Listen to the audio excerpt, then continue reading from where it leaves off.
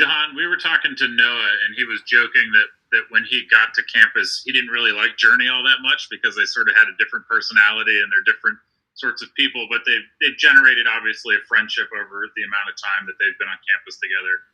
Sean mentioned that they're freshmen that he's only just now met. Is it weird right now trying to build relationships with guys in your room or guys on the team when maybe you've only, finally gotten to meet each other, but you've only got a month before you play? Yeah, it definitely. This is the weirdest thing. This is like the weirdest time that we've had. There's a lot of guys on the team right now that I've never even met before. I've never even talked to them, said a word to them before, just because that we're not with them every day. They're not in our position room. We don't see them. So it's kind of weird when you're at practice and Coach Franklin calls on maybe a new D lineman and you just never even heard of this kid before. So I just try to, at practice every day, just try to go out, meet someone new, meet someone different to talk to. Like, there's one kid on the D line. He's from my high school, and I literally haven't seen him yet. Like that's just crazy to me. So I'm gonna try to find him today at practice. Don't see him, say what's up. Go ahead, Rich. Jahan, how would you say, from observing, the connection between Sean and Coach Urraca has been, and how do you think Coach Urraca will impact Sean going forward? Yeah, Coach Urraca is always in Sean's ear, making sure he's perfecting his craft and making sure he knows what he's doing and knows the offense like the back of his hand.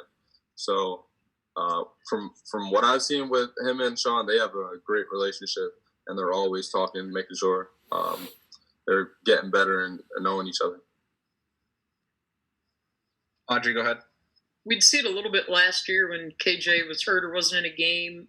But you as a punt returner, what excites you about that opportunity? Because we've heard a little bit about it from Coach Lurie. Yeah, for me, it's just another opportunity to have the ball in your hands. So it's another opportunity to make a play. So I just can't wait to take on that task and try to get something to jump for the offense. Go ahead, Nate. Hey, John. From your perspective, how much of a challenge was last year for Cam Sullivan-Brown? The injury, just not being able to play. Yeah, that was huge for him. Just because he was finally, like, I would feel like getting a good feel for the game, getting a good feel for the game speed. That was probably his best game yet at Maryland, and then he just gets hurt. And it kind of just puts an end to a season. And it sucks to watch one of your brothers go through that, but I feel like he's learned so much from that. And over this time that he's been hurt and battling back, he's been working, and it's all going to be put to the test, and he's going to show everyone what he's been working on. Go ahead, Rich. Jahan, how do the cornerbacks on your team make you better? Is it fun going against them? And how would you describe the vibe at that position, their personalities? Did you say the cornerbacks? Yes, corners. Yeah. Well, I don't get much time against the cornerbacks now that I'm in the slot. So one guy I do love going against is Tariq Castro-Fields. He makes me better. Any type of drill that I can go against him, I try to, just because he makes me better every single rep I go against him. I'm always learning something. He's going to be one of the better DBs in the country. So I'm always learning. It's always good to go against someone who's one of the top in the country, and just basically get to learn something new from him that maybe a DB on another team would do. So it's always a challenge, and I always want to take it. Go ahead, Josh. Yeah, Jahan. I mean, just how about playing without any fans in attendance? What's that going to be like for you and the rest of the team? Yeah, that's going to be really weird. We've never experienced anything like that, even like Little League. There's always been some type of fans. So that's going to be a different element to the game. And it's basically, we got to just treat it like any other day, any other game, and just go out there and do what we do best, and that's play football. Go ahead, Nate. Hey, one more on Cam. He talked about the kind of the mental side of the game developing still for him while he was out last year. Have you seen the dividends of that? Like, how have you seen him play, I guess, to date? Yeah, I would say Cam's probably one of the smarter football players in our room, to be honest with you.